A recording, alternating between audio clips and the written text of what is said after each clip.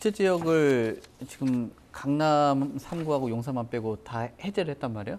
해제를 왜 했냐라는 게 뭐 시청하시는 분들이라든지 뭐 부동산 시장에 참여하시는 분들이 또 궁금한 부분이고, 이렇게 해제가 된다라면은 아까 금리가 지금 인상에 대해서 앞으로 앞두고 있는데 또 대출 규제에 대한 폭은 커지고 이런 상황이잖아요.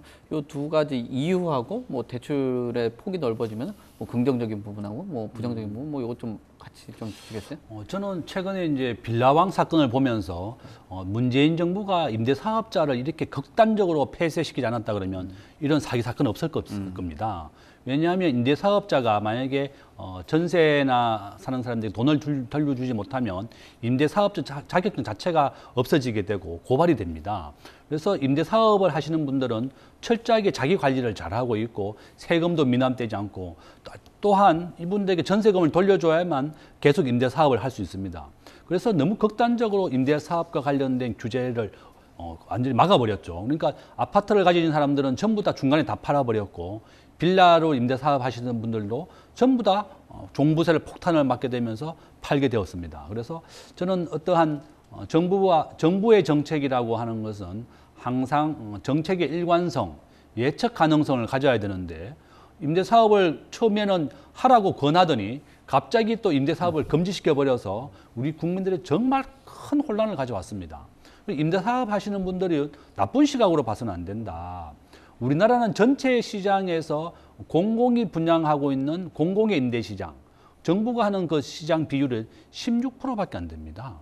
전부 다 민간이 이렇게 임대시장을 조성해 왔는데, 거기에 대해서 갑자기 철퇴를 가하고 나쁜 사람으로 몰아버리니까 이런 대혼란이 가져왔고, 저는 이런 임대사업자가 유지됐다 그러면 이런 빌라왕, 전세왕들이 나타나지 않았을 것이다, 그렇게 생각하고 있고요. 두 번째는 정부가 이렇게 규제를 해제하는 이유는 뭔가 하면, 이런 임대 시장을 돈을 가진 사람들이 이렇게 미분양이라든지 또 임대를 하기 위해서 집을 사줘야 됩니다. 네. 그래서 이제 우리가 부자가 되기 위해서는 베푸는 마음으로 살아라, 이런 말이 있습니다. 무슨 말인가 하면, 문재인 대통령 시절에 집이 없어가지고 집값이 폭등할 때는 내가 집이 2개 있는 사람은 우리 집 없는 사람들이 집을 너무 사고 싶어 하니까 내가 하나 팔아줘야 되겠다, 이렇게 팔아야 되는 거고, 지금은 집을 전부 다 못 사서 지금 못 팔아서 난립니다.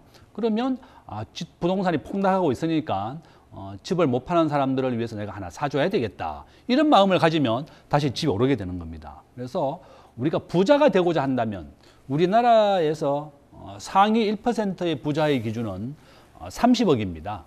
순자산 기준으로 부채를 빼고 30억이고, 평균 1% 부자가 한 55억 정도 됩니다. 그래서 저도 이제 우리 학생들한테 부자가 되도록 노력해라. 우리가 대한민국에 저 역시도 이제 부모님이 너는 좀 가난하게 살아라, 뭐 청빈하게 살아라, 이렇게 많이 교육을 시켰어요. 그런데 이제 유대인들은 보니까 부자가 되라고 교육을 시키더라고요. 부자가 되어서 좋은 일을 많이 하고 가난한 국민들을 위해서 살아라. 그래서 저도 우리 어머니한테 저도 가난한 국민들을 위해서 살고 싶습니다, 과거에 그런 얘기를 했더니, 우리 어머니는 너나 좀 잘 살았으면 좋겠다, 좀 거지같이 살지 말고 좀 잘 살아라, 이렇게 얘기하시는 거예요. 그래서 저는 요점은 지금 현재 집 미분양이라든지 어려운 상황에 놓여 있는데, 정부 정책을 잘 따라서 오히려 집을 정부가 사라고 지금 권하고 있지 않습니까? 그러면 정부 정책을 잘 따르고 내가 베푸는 마음으로 산다 그러면 지금은 집을 하나 사야 되는 시기인데, 아마 저는 그 앞에서 말씀드린 것처럼 집담보대출 금리가 7%로 다시 내려오는 시점이 좋은 투자의 기회가 될 것인데, 그것이 바로 올 연말이다, 저는 그렇게 말씀드리겠습니다. 네.